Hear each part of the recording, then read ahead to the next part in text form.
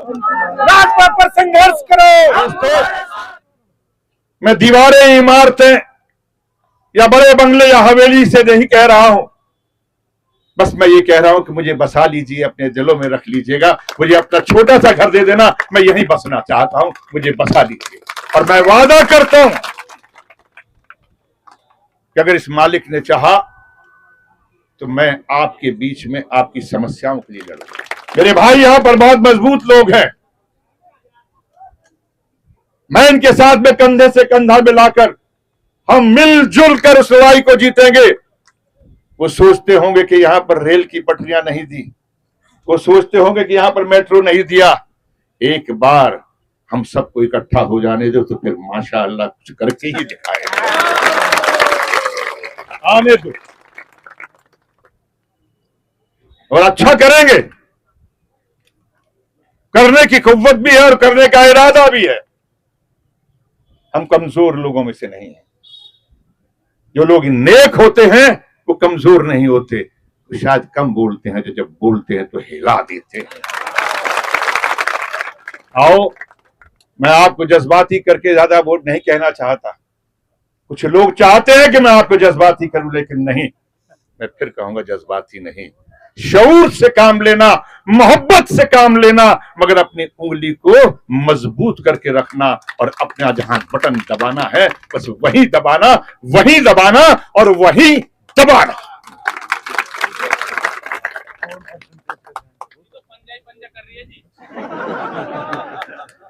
भैया, पंजा बहुत मुबारक होता है, बहुत मुकद्दस होता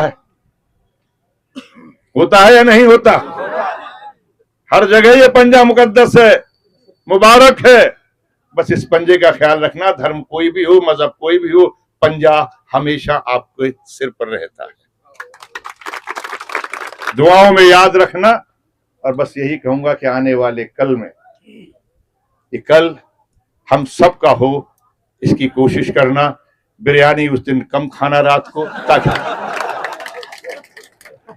ताकि जल्दी सुबह उठ जाओ, लाइन में लग के वोट दे आओ और घर पे कह देना कि चूल्हा बर्तन बाद में करना, पहले वोट डाल लो, फिर गर्मी हो जाएगी, वोट डल जाए, फिर आके खाना वाना बनाना।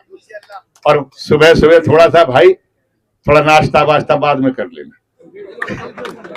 बहुत बहुत शुक्रिया। हंसते खेलते रहो, ऐसे ही तशरीफ फरमा मेरे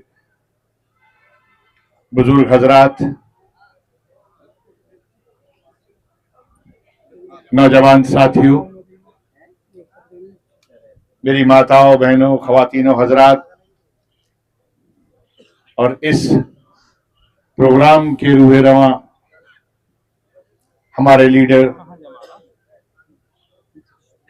और इस मंच पर बैठे हुए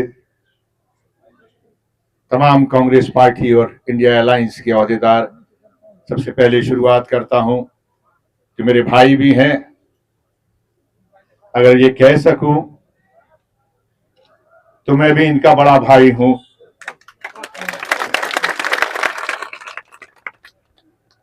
मैं आफ्ताब अहमद साहब की बात कर रहा हूं। ये शख्स सिर्फ लीडर नहीं है, मैंने इनके वालिद साहब के साथ में, मोहतरम बुजुर्ग खुर्शीद अहमद साहब के साथ भी काम किया। ये मेरी खुशनसीबी है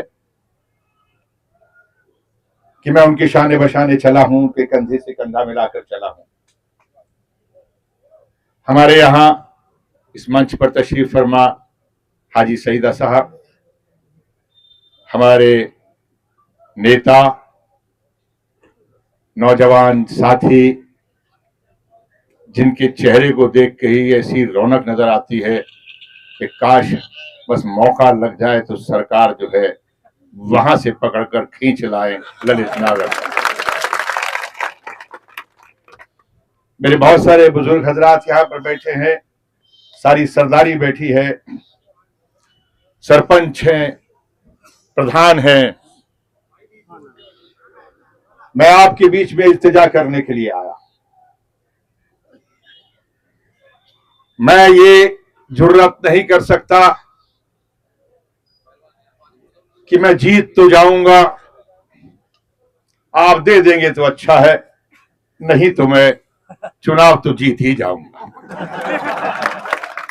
मेरा ये मानना है, ये गुरूर, ये घमंड जमीन पर रहने वाले किसी बाशिंदे को शोभा नहीं देता।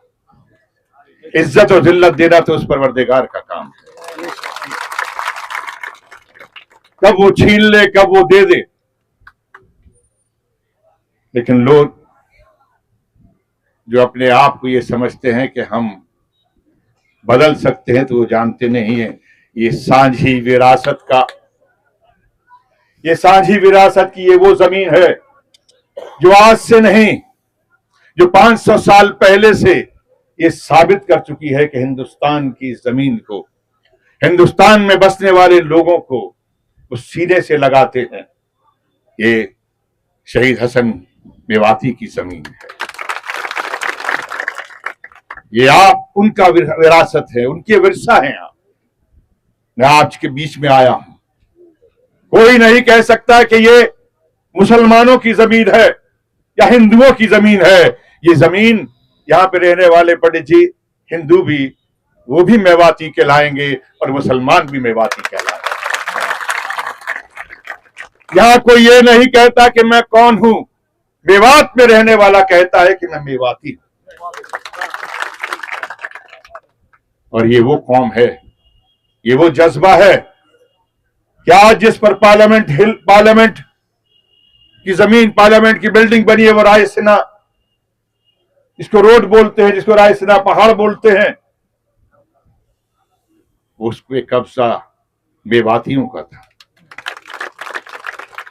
उन्होंने जबरदस्त जंग किया, लड़ाई लड़े, और उसके बावजूद जब सुलहनामे के बाद उन्होंने ले लिया अंग्रेजों ने, तो इसी सोना में आके बसे। और शायद इसीलिए उसका नाम सोना रखा है कि ये सोहने लोग वहां आकर बसे। मैं उन मेवाती हजरात से, मैं हिंदुओं से नहीं, मुसलमानों से नहीं, बल्कि मैं इंसानों से मैं मांगने आया हूं भाई। उनका काम है जो अहले सियासत जाने, मेरा पैगाम मोहब्बत है, जहां तक पहुंचे मैं आपके बीच में रहूंगा।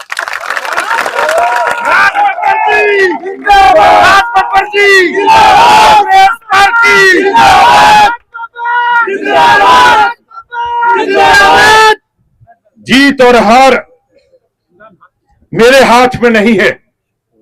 मैं मेहनत कर सकता हूं, मैं नेकी से साथ चलने का इरादा लेकर आपके बीच में आपको यकीन दिला सकता हूं, लेकिन जीत और हार का फैसला आपकी इस नेक उंगली के हाथ में है।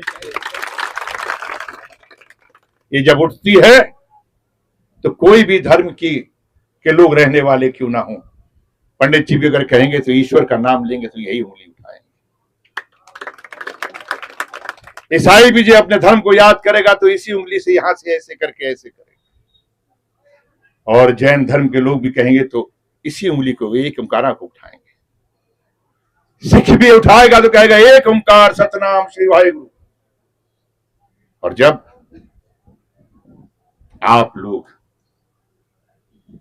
जब गवाही के लिए उंगली उठाएंगे तो यही उठाएंगे। यही उंगली है जो इंसान को जब बड़ा होता है तो माँ बाप अपने बच्चे को जब घुटने पर चल रहा होता है तो इसी उंगली को पकड़कर चलना सिखाता है। दोस्तों, आज इस मुल्क को दोबारा से चलना सिखा दो। आज आपकी इस नेक उंगली की जरूरत है। ये हाथ आपका साथ लेना चाहता है। मुझे आपकी मोहब्बत चाहिए। मुझे यहां पर नेकियां करने के लिए आपके ताउन की, आपकी शफकत और आपके प्यार की जरूरत है। ये उंगली के इशारे से एक बार ये दिखा दीजिए। जीत हार गुरूर करने वालों के पास नहीं है, जीत हार तो जनता के पास में है, अवाम के पास में। और मैं आपके सामने दरखास्त करने आया, मुझे और मेरे मुल्क को आपकी जरूरत है।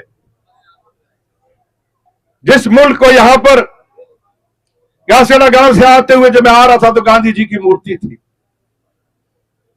वो आपके बीच में आए, आपके लिए गुजारिश की और आपने इसको बसाया।